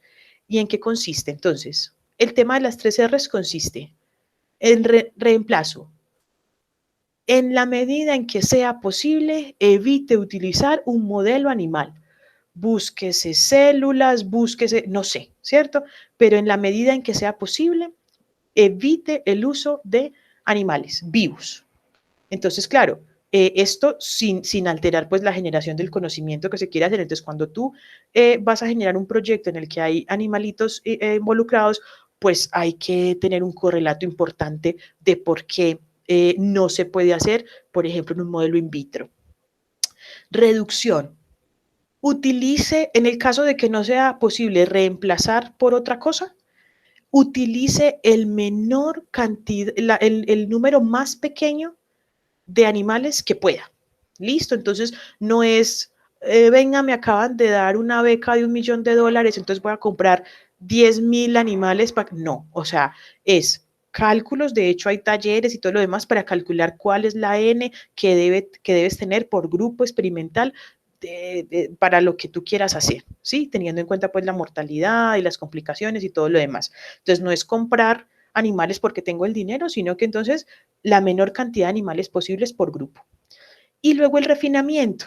El refinamiento hace relación un poco como al cuidado de los animales y a eliminar o reducir en la medida de lo posible lo que es el dolor, el sufrimiento o pues como un malestar que le queda al animal después del procedimiento. Entonces, en esta normativa a mí me gusta mucho, es muy completa. Entonces, hablan, por ejemplo, bueno, hay que aplicar esto, evitar el uso de los animales, si no se puede evitar, pues entonces el número más pequeño y según el número que tengas, entonces hay que tratar de que los animales estén lo mejor posible. Entonces, incluso cuando estos proyectos se pasan para evaluación del comité de ética, pues te dicen los procedimientos que vas a hacer, si son pues como que se terminan pues con el sacrificio o no, y que no vayan a generar pues como un dolor o algo horrible, y si se van a utilizar con anestesia, qué anestesia, etcétera, etcétera. Entonces, esta normativa existe, ¿ok?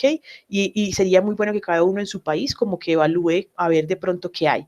De hecho, hay una página, me llamó la atención pues porque es un centro nacional para las 3 Rs, ¿no? Entonces, es en el Reino Unido, son como pioneros en este tema, y cuando entré a mirar un poco, como en Colombia, no busqué demasiado, debo decir, pero lo que encontré es un documento de 1994 del Instituto Nacional de Salud que tiene 5 páginas efectivas y luego una propuesta de un estatuto, o sea, como de legislación específica para experimentación con animales, casualmente de un candidato a doctor en el 2016. Entonces, incluso en el documento, él lo que habla, bueno, hay como algunas leyes en Colombia relacionadas con, ¿ok? Pero no hay un estatuto, pues una legislación específica, en este caso, por lo que vi, como está en el tema de Europa, para la protección de estos animales y las directrices en la que les comentaba antes, por ejemplo, así que llamen la atención, pues lo del, que involucran directamente lo de las 3 Rs, por ejemplo, hay categorías de personal. El personal que manipula los animales tiene que tener una categoría que se obtiene yendo a unos cursos. La categoría y esos cursos se adquieren específicamente yendo, o sea, si tú vas a manipular roedores, pues el curso tiene que ser de roedores. Si vas a manipular conejos, tiene que ser de conejos. Si es con perros, o sea, tiene que ser específico. Si vas a escribir el proyecto, tienes otro. O sea, son unas categorías de lo que puedes hacer en función de tu rol en el estudio. Luego también tiene, por ejemplo, lo que les decía, que los procedimientos si van a ser finales o si van a generar algún sufrimiento o no, todo ese tipo de cosas. Entonces es como muy, muy, muy detallado, ¿listo? Y en esa que les comentaba antes a nivel de Europa, se rebajó muchísimo lo que se podía hacer como en términos académicos, como vamos a abrir esto para que los estudiantes de biología vean, no, creo que han optado mucho, como por lo que veíamos antes del video del Open Field, con el profesor como que estaba dando la clase así, creo que eso lo restringieron bastante. Y me llamó la atención que aquí en Colombia lo que sí parece que ha como caminado mucho es como la prohibición de uso de experimentación animal para temas cosméticos. En este caso, por ejemplo, que traían no sé de dónde muchos cosméticos que habían sido probados en animales y entonces eso en los últimos años estuvo como en proceso legislativo, pero bueno, quedó un poquito ahí o no sé si no sé si ha avanzado más o no, pero creo que como tal en la parte de investigación biomédica si esto es lo que tenemos, pues yo creo que falta, ¿no? Espero estar equivocada, pero bueno, eso es lo que hay. Y bueno, ya un poco para terminar de contarles esta historia, no quería mostrarles pues todo la parte de, ¿no? Como de dónde empezó todo y empezamos con los griegos y pasamos por unos grandes científicos y tal, y les mostré un poco de algunas técnicas, pero bueno, ahora hay un hot topic y como les digo, esto me lo sugirió Google cuando empecé a preparar la charla. em, y resulta que es que hay un lío actualmente con el tema de la reproducibilidad de las investigaciones que se hacen en modelos animales. Entonces, lo que les decía yo antes, pues usualmente tú usas unos animales que están súper cuidaditos, el aire está esterilizado, el agua es esterilizada, la comida está esterilizada, solo los manipulas cuando estás con un traje especial, con tapabocas, siempre utilizas como la misma cepa o el mismo, ¿no? Que de los animales, usualmente son o machos o hembras, también por lo que les comentaba antes de las diferencias biológicas, pero como dicen aquí, por aquí como en el 2019, no sé si esto viene un poquito de antes, otros 2 o 3 añitos atrás, no sé, pero esto es reciente, entonces ya han empezado a evaluar, o sea, hacían como unos estudios de que artículos publicados y tal, trataban de reproducirlos en un laboratorio distinto y ya no salían. Entonces parece ser que esa tasa de reproducibilidad es muy, muy, muy baja y lo que quieren tratar es como de empezar a generar un cambio mental en los investigadores, y entonces para tratar como de mezclar genotipos y condiciones ambientales, ¿no? O sea, ahorita, como dice aquí, hay una estandarización muy rigurosa del ambiente, del sexo del animal, no sé qué tal, están pidiendo que, o están sugiriendo que se empiece a hacer una heterogenización de los estudios. Por ejemplo, pues que no sean solamente machos o no sean solamente hembras, sino que se muestren los resultados, qué pasa con los dos, para tratar de generalizar. Por ejemplo, que no sean todos los animales provenientes de una misma compra, de un mismo batch. Entonces, imagínate que yo hago el experimento con los animales que me llegaron el 2 de junio, ¿ok? Entonces, probablemente todos son como de una misma camadita y todo el tema. Entonces, están diciendo como que, bueno, no, que sean mezclados, que sean pedidos como de en diferentes momentos. Las edades, pues hombre, uno en esto de neurodegeneración suele trabajar con animalitos más o menos de 3 meses, listo, pero entonces ellos están sugiriendo que se trabaje con diferentes edades también. Están sugiriendo, por ejemplo, que lo trabajen 2 laboratorios de manera simultánea y que luego mezclen los datos. O sea, son unas cosas que financieramente son duras y en términos de cambio de chip también pueden ser complejas, pero esto ya está por aquí metidito, esto está muy fresco. Y como les digo, o sea, de hecho, en este artículo, cuando lo empecé a leer, incluso decían que cuando iniciaron los ensayos clínicos en humanos, tuvieron que hacer unos movimientos para que incluyeran también mujeres porque estaban mal representadas en los ensayos clínicos. Entonces empiezan a hacerlo como por ahí, ¿no? Como justificar esto. Y ahora quieren como la parte como que de animales también empiece a heterogeneizarse de una manera controlada en la medida de lo posible para tratar de que los resultados obtenidos en un laboratorio en Colombia con X animales, pues sea reproducible en Estados Unidos, en teoría con los mismos animales, pero con el fármaco que se compró de otra, por ejemplo, ¿no? Como de otra casa farmacéutica o así. Y es bastante complejo. Listo, entonces les quería dejar ahí pues algunas pinceladitas pues como de estas cosas. Me excuso porque creo que ha sido una charla bastante larga, pero espero que haya sido interesante para ustedes.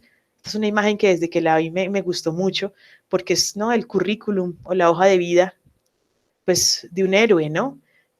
Tanto para educación como para temas de premios Nobel, como para diferentes áreas de investigación, pues han sido muy útiles y realmente pues se utilizan muchísimo los roedores. Y bueno, es un poco lo que les quería contar. Nuevamente me excuso por la extensión de la charla que se me ha ido completamente de las manos, pero bueno, aquí tienen de pronto mi información de contacto. Espero que haya sido agradable para ustedes. Espero que hayan aprendido algo o que por lo menos se hayan familiarizado un poquito pues como con el tema. Eh, y nada, agradecerles por la atención. Quedo atenta a las preguntas o a los comentarios del foro, o si he cometido alguna imprecisión, totalmente me lo pueden decir. Bueno, la experiencia de preparar el tema ha sido muy, muy bonito porque una cosa es que tú tengas un conocimiento específico como de hacer algo, y otra cosa es plasmarlo para intentar de que ustedes vean algo a través de la pantalla. Eso ha sido interesante. Entonces, pues nada, un gusto. Espero que les haya gustado, que hayan aprendido algo o que se les haya despertado alguna curiosidad. Traté también de ser muy respetuosa, creo que no les enseñé nada así que les pudiera impresionar. Y poco más, que vaya todo genial, y espero que nos veamos en una próxima ocasión. Adiós.